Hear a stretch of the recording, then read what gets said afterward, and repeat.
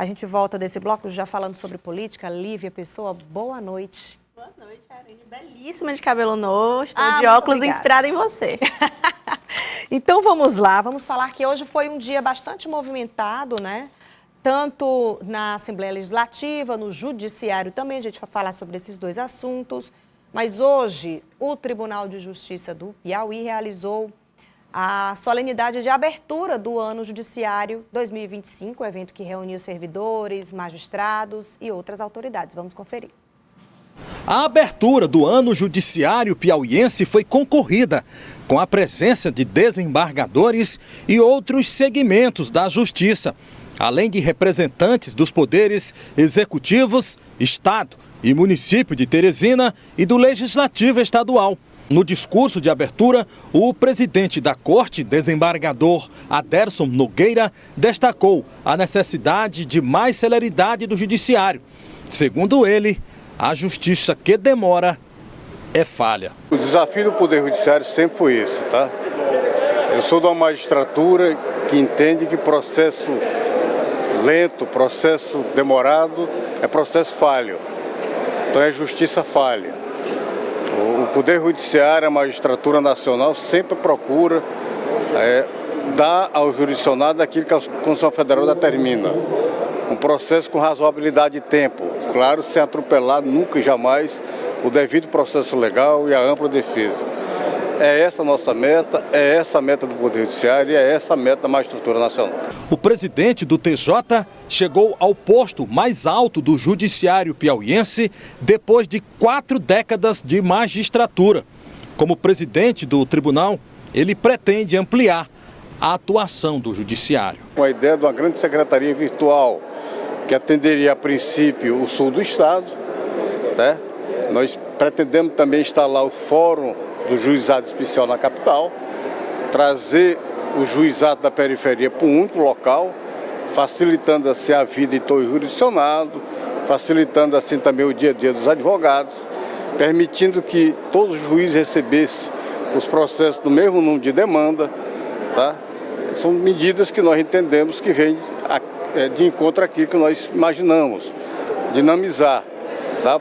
Celeridade aos procedimentos. Aderson Nogueira garantiu também dar sequência às conquistas de gestões anteriores. Tudo aquilo que o tribunal instituiu como política social, nós vamos continuar melhorando se for o caso, e a regularizar faz parte do programa do tribunal, é programa inclusive de Estado, e nós vamos continuar também na mesma entoada que como foi instituído na gestão anterior. Então, Lívia Pessoa, todo presidente, todo gestor quer deixar sua assinatura, quer deixar seu legado, sua marca. E o novo presidente enfatiza bastante, né? Ele acabou de tomar posse e nesse novo ano judiciário ele enfatiza bastante pela celeridade dos processos, que é algo que é histórico. Sempre as pessoas falam, né? A justiça demora demais. E agora ele está batendo bem forte, talvez seja um dos seus legados. Com certeza, Aline. E o que a gente pode perceber é que essa celeridade trazida e enfatizada pelo novo presidente é muito também atrelada à tecnologia, porque não tem como você conseguir atuar com a demanda do Estado de tantos de fato, processos, tantas burocracias que são exigidas para todo o Estado do Piauí e não ter um aliado principal, que no caso é a tecnologia. Então, ter essa parceria, fazer com que esses processos e esses procedimentos legais, eles possam ser feitos de forma digital, sem papel, com um treinamento adequado para esses técnicos de justiça e fazer com que o judiciário, ele de fato, também seja democratizado, porque a justiça, ela muitas vezes, ela não chega a todos por uma questão histórica, cultural, estrutural. Então, com a tecnologia, com a adesão das mídias sociais e fazer com que a ponta possa chegar através da justiça, por meio da internet, faz com que, de fato, ela seja alcançável para todos. Então, acredito que esse seja o principal mote do presidente do Tribunal de Justiça do Piauí, que faz com que, além de célere, a justiça, por mais que pareça até redundante, seja também democrática. Lívia, vamos passar para outro assunto aqui, que já começou o processo de transição na Assembleia Legislativa. Presidente atual, Franzé Silva, já está se preparando para passar o cargo para Severo Eulálio. Isso, Aline, já é um assunto que vem sendo tratado há muito tempo, afinal, a eleição ela foi casada no ano de 2023. Então, já foi colocado os dois nomes como um acordo de cavalheiros, em que Franzé Silva assume os primeiros 2 anos e Severo Eulálio assumiria a partir de agora até 2026. Então, se coloca já esse acordo, que no caso já entra em vigor a partir do dia 3 de fevereiro, em que Severo Eulálio, representando o MDB, retorna à casa como esse próximo gestor que tem que enfrentar aí algumas dificuldades. A Assembleia Legislativa ela está num processo de reforma, existem algumas dificuldades financeiras, pelo que pode ser entendido com a afirmação de alguns interlocutores, e que a partir de agora é se reunir, fazer a apuração, os dossiês ali de toda essa documentação, e exige tempo e, é claro, também uma conversa muito ampla e muito transparente com o gestor anterior, que no caso é o Franzé Silva, que até então é presidente. Reforma bem lenta que talvez tenha tomado o maior tempo das discussões e seja um foco nesse momento. Hoje de manhã, inclusive, teve uma reunião com o futuro comandante do Legislativo, deputado Severo Eulálio, para analisar o início desse processo de transição que ocorre no Parlamento Estadual. Documentos apresentados para o alinhamento da transição na Assembleia Legislativa do Piauí.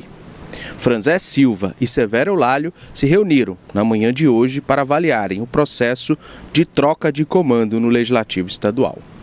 Ao lado das duas equipes técnicas, os deputados comentaram os desafios e projetaram o ano de 2025 no Parlamento. A dificuldade que nós temos na casa, nós temos um orçamento que hoje não cobre a necessidade da casa.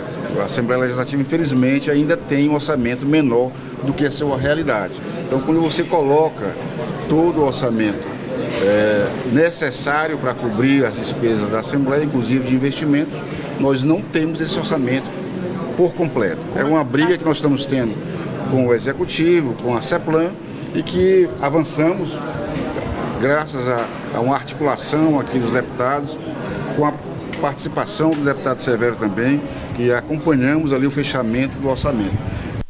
O nosso objetivo é ter um orçamento que nos dê segurança.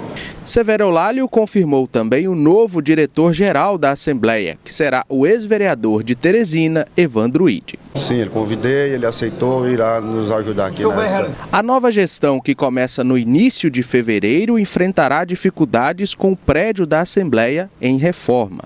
A obra, que deveria ter sido finalizada em dezembro do ano passado, segue em ritmo lento.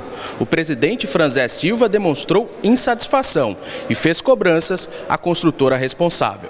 Infelizmente, aqui as construtoras são muito interligadas, então essa empresa tinha também um volume de contrato muito grande com o Estado e acabou tendo problemas também no Estado.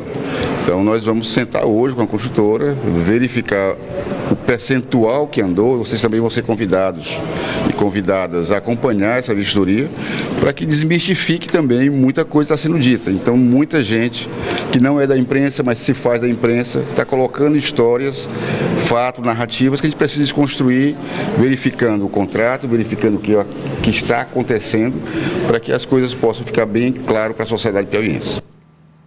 Bom, mas embora existam narrativas, como ele defende, né, existe sim um problema instalado, reconhecido pelo presidente atual.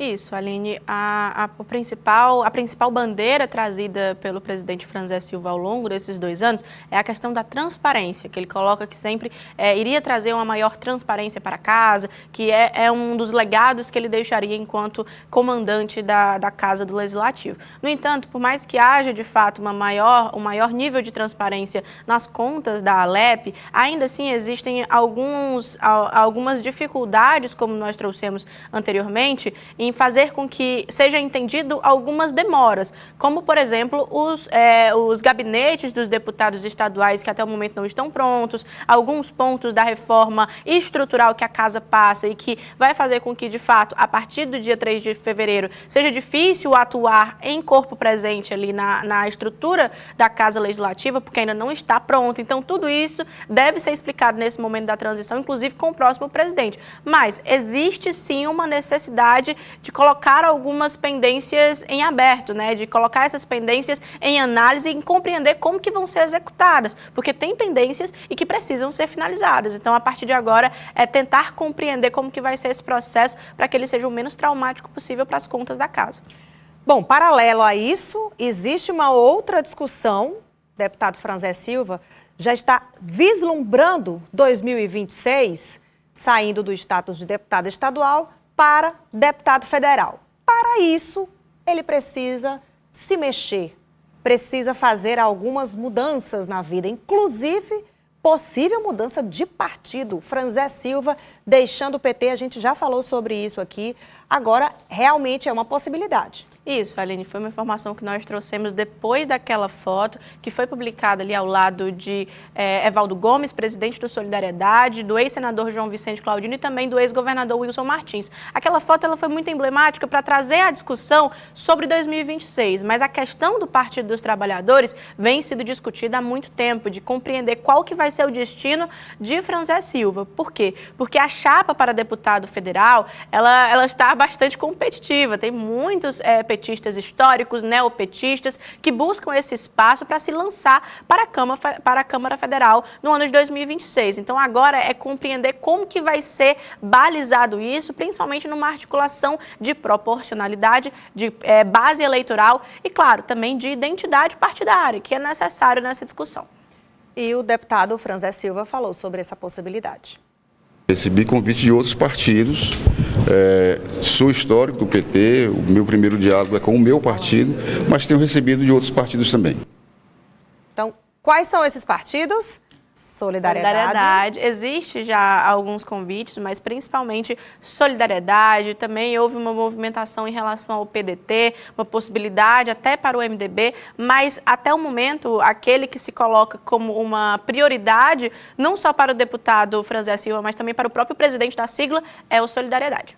Bom, e o deputado Francisco Lima também analisou essa possível saída de deputados do PT. Não, ele não tratou comigo nem com o PT, pelo que eu saiba até o momento, se isso acontecer. O Franzé é um companheiro valioso do nosso partido, tem uma história no partido e acredito que isso é muito mais parte das análises, mas de fato o Franzé deve continuar no Partido dos Trabalhadores.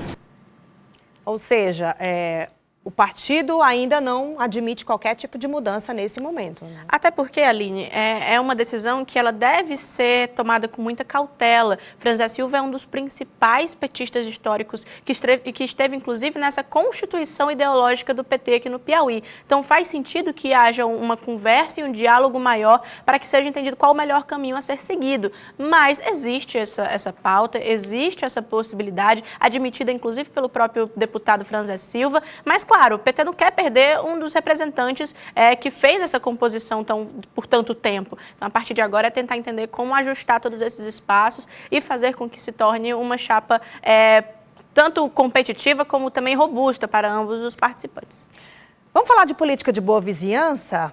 O presidente Donald Trump tomou posse hoje e lá nos Estados Unidos e o presidente Lula, aqui no Brasil, cumprimentou o presidente Donald Trump após o republicano tomar posse no cargo hoje. Política da boa vizinhança, aliás, as relações comerciais e tantas outras relações são muito importantes que sejam mantidas entre os dois países, né? Isso, Aline, é um aceno diplomático. Afinal, um alinhamento político não existe. O presidente Lula, inclusive, não foi para a solenidade de posse do presidente Donald Trump, mas acena ali uma política de boa vizinhança, principalmente visando uma harmonia de poderes, já que, querendo ou não, por diversos motivos, os Estados Unidos eles têm uma grande influência econômica e mercadológica no Brasil e, claro, também tem o seu reflexo político, principalmente nesse crescimento da direita aqui no país, mas, claro, ele também mantém o seu posicionamento de não ser um aliado de Donald Trump.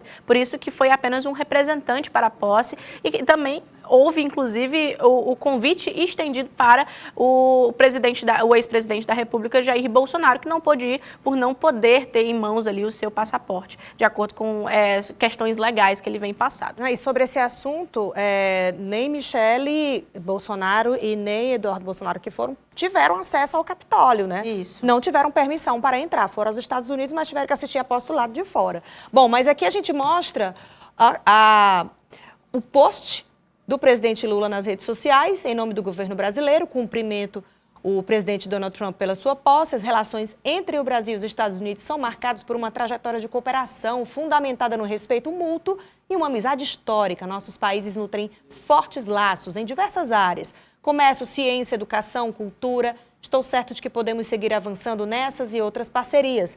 Desejo ao presidente Trump um mandato exitoso que contribua para a prosperidade e o bem-estar do povo dos Estados Unidos e um mundo mais justo e pacífico. Recado, então, do presidente Lula do Brasil para o novo presidente dos Estados Unidos. E assim a gente vai encerrando aqui sua participação e eu já te agradeço. Eu que agradeço, Aline. Bye-bye aqui fazendo esse trocadilhozinho, né?